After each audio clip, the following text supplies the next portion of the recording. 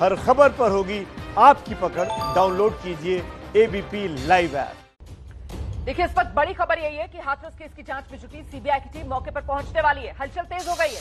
रविवार को जांच हाथ में लेने वाली सीबीआई टीम पहली बार घटनास्थल पर पहुंचने वाली है। अब से कुछ ही देर में सीबीआई घटनास्थल पर पहुंचेगी। सीबीआई टीम होटल से निकल चुकी है और घटनास्थल पर पुलिस की टीम तैनात कर दी गई। इलाके की घेराबंदी कर दी गई है। सीबीआई की टीम घटनाक्रम को समझने की कोशिश करेगी। बिना वक्त गवाए सीधे आपको लेकर चलते हैं। मेरे साथ इस समय मौके से मौजूद हैं रक्षित सिंह। जानते हैं रक्षित से किस तरीके से हलचल तेज होती हुई देख रहे हैं वो। बिल्कुल रोमाना, देखिए यहाँ पर हलचल जो है वो बहुत ज्यादा तेज हो गई है। बड़ी संख्या में पुलिस बल जो है वो यहाँ पर तैनात कर दिया गया है। इसके अलावा कॉर्डन ऑफ जो है वो इस पूरे एरिया को कर दिया गया है। अब ये पूरा एरिया जो है यूपी पुलिस ने अपने अंडर में लिया है। डू नॉट क्रॉस की जो स्लिप्स हैं वो लगा दी गई हैं और ये सामने की तरफ आप रस्सी देख सकते हैं, जहां पर आपको ये रस्सी नजर आएगी और खंबे से नीचे की तरफ जो रास्ता जा रहा है यही वो रास्ता है जो आगे क्राइम सीन की तरफ जाता है। तो क्राइम सीन का मौका मुआयना करने के लिए आज सीबीआई जो है वो पहुंचने वाली है क्राइम सीन पर। गांव में भी आप रहिए मेरे साथ। जैसे ही सीबीआई की टीम मौके पर पहुंचेगी हम अपडेट के लिए आपके पास आएंगे। तो देखिए, परिवार जो है उसकी उम्मीदें अब लगातार यहां से बढ़ती हुई नजर आ रही हैं। दरअसल सीबीआई जो आज मौका वारदात पर पहुंच रही है क्राइम सीन पर इन्वेस्टिगेशन करने के लिए।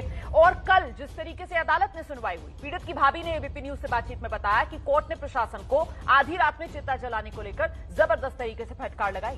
पीड़ित परिवार ने केस को दिल्ली या फिर मुंबई ट्रांसफर करने की अदालत से मांग भी की है। कल आप लोग गए थे हाई कोर्ट में, क्या कुछ आप लोगों ने कोर्ट को बताया अपनी तरफ से? यही सब पूछा कि ये सब कैसे हुआ, कब हुआ, और बॉडी को देखने नहीं दिया, बॉडी जला दी गई, उसी के बारे में सब कुछ बताया।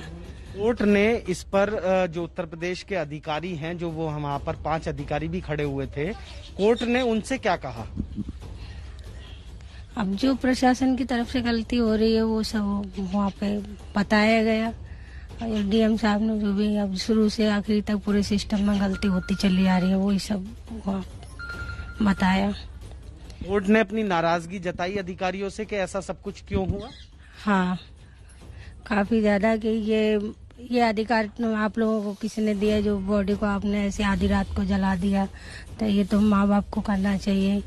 तो कि ऐसा होने वाला था अगले दिन कि कोई क्या मस्जिद का बाबरी मस्जिद को लेके कुछ ऐसा होने वाला था, इस वजह से ऐसा किया। तो अधिकारियों ने ये बताया कि अगले दिन कुछ बड़ा मामला था उत्तर प्रदेश में, इसलिए हमने जल्दबाजी में ऐसा किया। हाँ, मगर फिर भी जो भी थे वहाँ पे जज साहब थे, उन्होंने बोला कि ये सब अधिकार आप लोगों के तो होते नहीं है, जो बच्चे को जन्म देने से लेके आखिरी समय तक माँ बाप का ही होता है, परिवार का होता है। ये सब जो गलतियाँ थी उन लोगों की वो सब बताएंगे। इसके अलावा डीएम साहब से कोई नाराजगी जो है वो कोर्ट ने जताई? पूछा गया, उनसे भी पूछा गया, हम लोगों से भी पूछा गया। जो गलतियाँ थी वो सामने दिखाई दे रही थी, तो नाराजगी तो काफी थी। तो ये पीड़ित की भाभी को आप सुन रहे थे। अच्छा, पीड़ित परिवार जो है उसको उम्मीद बनती हुई नजर आ रही है इंसाफ के मंदिर अदालत से। हम सीधे जरा अभिषेक का रुख कर लेते हैं। अभिषेक रावत मेरे सहयोगी मेरे साथ मौजूद हैं। कल जब परिवार हाथरस से लखनऊ गया उस वक्त परिवार के साथ थे, जब लखनऊ से वापस हाथरस आया तब ये परिवार के साथ थे, और वापस लौटने के बाद अभिषेक ने परिवार से बात भी की। वो अभी मैंने आपको दिखाई थी बातचीत अभिषेक की परिवार के साथ। इस समय अभिषेक आप ये बताइए, अब जब आज सीबीआई के एक्शन का दिन, तो क्या सीबीआई पीड़ित परिवार से भी मिल सकती है, उनके बयान भी दर्ज कर सकती है, या फिर क्राइम सीन पर क्या परिवार को भी बुलाया जा सकता है? बिल्कुल रोमाना, अब सीबीआई की टीम जो है निश्चित तौर पर पीड़ित परिवार से भी मिलेगी, लेकिन पहले जो है मुआयना वो मौका वारदात का करेगी और उसके बाद जो है जाहिर तौर पर अभी तक जो यहाँ के आधिकारिक सूचना है वो ये है कि वो पीड़ित परिवार के पास जाएगी, उनके बयान भी लेगी, क्योंकि सीधे तौर पर जो सीबीआई है वो लड़की की हत्या और जो गैंगरेप का मामला दर्ज हुआ है उसी की जांच करने के लिए आ रही है। और मैं आपके पास लौटूंगी। इस वक्त थोड़ी हलचल हो रही है, बड़ी जानकारी आप दे रहे हैं कि सीबीआई जो है वो पीड़ित परिवार के बयान दर्ज कर सकती है। इस वक्त हलचल मौका वारदात पर तेज हो रही है। रक्षित सिंह वहां पर मौजूद है। रक्षित, बताइए क्या अपडेट? बिल्कुल, देखिए इस वक्त तस्वीरों में आप देख सकते हैं कि पुलिस बल जो है वो बड़ी संख्या में यहाँ पर तैनात है। उसके अलावा एरिया को कॉर्डन ऑफ करने की प्रक्रिया जो है वो यहाँ पर पूरी कर ली गई है। तो कुल मिलाकर क्राइम सीन पर किसी भी वक्त जो सीबीआई है की टीम है वो यहाँ पर पहुंच सकती है। लेकिन सबसे बड़ा सवालिया निशान यही है कि क्राइम सीन पर आखिरकार सीबीआई को मिलेगा क्या, क्योंकि तमाम गांव वाले, आसपास के लोग, सब लोग क्राइम सीन को इस तरीके से विजिट कर चुके हैं इतनी बार कि शायद सीबीआई के लिए वहां पर कुछ ढूंढ पाना बेहद मुश्किल होगा, क्योंकि जिस तरीके की लापरवाही यूपी पुलिस ने की है क्राइम सीन को लेकर कि ना वहां से एविडेंसेस कलेक्ट किए गए हैं और ना ही उस एरिया को कॉर्डन ऑफ करके रखा गया, क्योंकि जिस तरीके का हाई प्रोफाइल मामला हुआ था जाहिर सी बात है कि उस एरिया को अभी तक कॉर्डन ऑफ डे 1 से ही करके रखना चाहिए था। लेकिन क्राइम सीन पर अब क्या कुछ सीबीआई को मिलता है ये देखना रहेगा। रोमाना, अच्छा, मैं सीधे रुक कर लेती हूँ। दो खास मेहमान जो हमारे साथ बनी हुई है, अनुजा कपूर, तारा कौशल। अनुजा, मतलब एक तो प्रशासन की संवेदनहीनता जो इस पूरे मामले में निकल कर आई और पुलिस की लापरवाही जिस तरीके से सामने निकल कर आई। एक बार फिर से हम जरा रक्षित का रुख करते हैं पहले। लेकिन रक्षित, पीछे आपके तस्वीरों में मैं देख रही हूँ महिला पुलिसकर्मी भी यहाँ पर तैनात है, क्यों? वो पुलिस का बेसिकली डिप्लॉयमेंट है यहाँ पर, क्योंकि जिस तरीके से आसपास में पूरे के पूरे एरिया में जो पुलिस लगी गई है, इसीलिए आपको कुछ महिला पुलिसकर्मी जो है वो भी यहाँ पर तैनात नजर आएंगी। लेकिन इसकी कोई खास या बेसिक वजह ये भी हो सकती है कि सीबीआई की टीम में एक महिला मेंबर है, तो संभवतः इस वजह से भी जो महिला पुलिस है वो यहाँ पर तैनात की गई है। लेकिन कुल मिलाकर क्राइम सीन पर अब किसी भी वक्त सीबीआई पहुंच सकती है और देखना यही होगा कि सीबीआई जब यहाँ पर पहुंचती है तो तफ्तीश जो यहाँ से शुरू होगी, उसके बाद आगे की तरफ सीबीआई किस डायरेक्शन में बढ़ती है।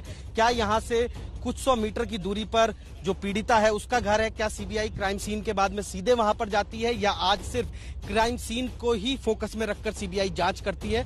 तमाम वो पहलू रहेंगे जो हम एबीपी न्यूज पर हर पल अपने दर्शकों को अपडेट करते रहेंगे। ठीक है, आप नजर बनाए रखिए, क्योंकि ये भी जानना जरूरी हो जाएगा कि कितनी सदस्यीय सीबीआई की ये टीम है जो मौके पर पहुंच रही है। अभिषेक रावत ये बता रहे थे कि बहुत मुमकिन है आज सीबीआई की टीम क्राइम सीन के बाद सीधे पीड़ित परिवार के पास जाए और उनसे जाकर बातचीत करे। फिलहाल हम अनुजा कपूर का रुख कर लेते हैं। अनुजा, मैं ये समझना चाह रही थी कि जिस तरीके से प्रशासन की संवेदनहीनता देखने के लिए मिली इस पूरे मामले में और पुलिस की लापरवाही जिसका जिक्र अभी मेरे सहयोगी रक्षित कर रहे थे। अच्छा, एबीपी न्यूज पर हमने स्टिंग दिखाया था, उसमें भी हमने बताया था कैसे वो लड़की की चप्पल, उसकी टूटी हुई चूड़ियां, तमाम जो सबूत थे वो बिखरे पड़े हुए थे क्राइम सीन पर। ना उसको कॉर्डन ऑफ किया, ना पुलिस ने वो सबूत इकट्ठे किए। ऐसे में आप सीबीआई के सामने कितनी मुश्किल पेश आएगी?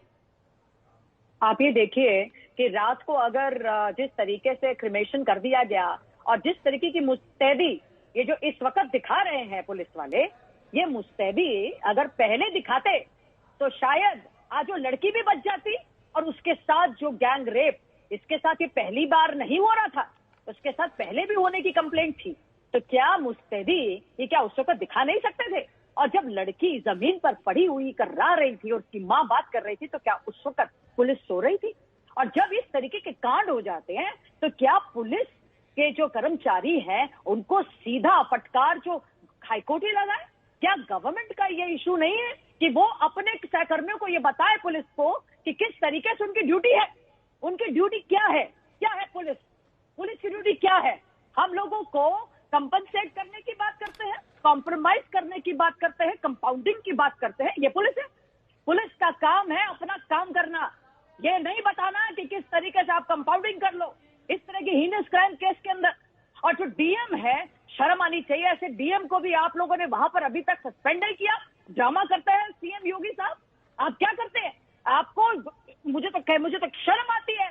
जिस इलेक्शन के लिए आप ये सारे कांड कर रहे हैं, आपको ये शर्म नहीं है कि वो इलेक्शन के अंदर ये सबसे बड़ा सवाल, सबसे महत्वपूर्ण सवाल जो अनुजा कपूर उठा रही हैं कि आखिरकार डीएम को अब तक क्यों बचाया गया है? डीएम को अब तक सस्पेंड क्यों नहीं किया गया है? वो एक फिल्म का डायलॉग था ना कि सब मर जाएंगे बस त्रिवेदी बचेगा।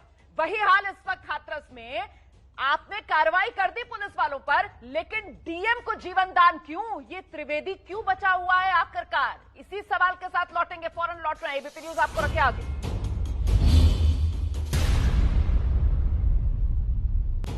तो हाथरस केस में आज सीबीआई एक्शन में है। सीबीआई की टीम मौका वारदात पर पहुंचने वाली है। सीधे आपको लेकर चलते हैं। रक्षित सिंह इस वक्त हमारे साथ मौजूद हैं। रक्षित, हलचल लगातार तेज हो रही है मौका वारदात पर, और ये काले रंग का बैग जो आपके पीछे रखा हुआ नजर आ रहा है, कौन लेकर आया इस बैग को? क्या है इसमें, कुछ पता चल पा रहा है?